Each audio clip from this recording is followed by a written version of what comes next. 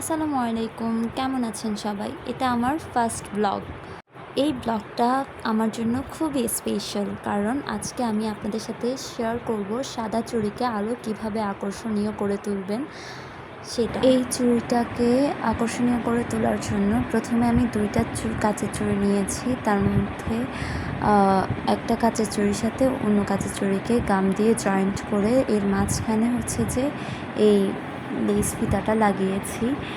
লাগানোর পর এই যে পাথরের যে ফিতাটা আছে এটা চুড়ির সৌন্দর্য আরও বেশি বাড়িয়ে দিয়ে তুলেছে। তারপর হলো যে এই চুড়িটা এখন যে কোনো চুড়ির সাথে পরলে, এখন আপনি চাইলে এই তিনটা চুড়িকে যে কোনো চুড়ির সাথে মিলিয়ে পরতে পারবেন।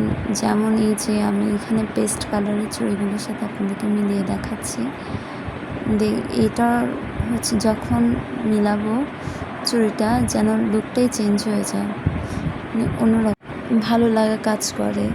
শুধু পেস্ট কালার চুড়ি না, এখানে যে গ্রিন কালার চুড়িটাও আছে সেই চুড়ির সাথেও আমি আপনাদেরকে মিলিয়ে দেখাবো। আপনারা এই তিনটা চুড়ি যে কোনো চুড়ির সাথে যখন পরবেন তখন চুড়ির লুকটা চেঞ্জ হয়ে যাবে, চুড়িটা দেখতে অনেক সুন্দর লাগবে।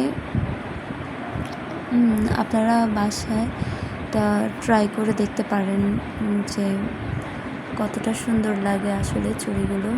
হয়তো ভিডিওতে আমি বোঝাতে পারছি না।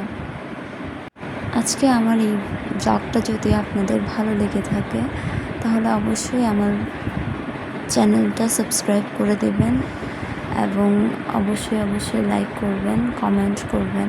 আল্লাহ হাফেজ।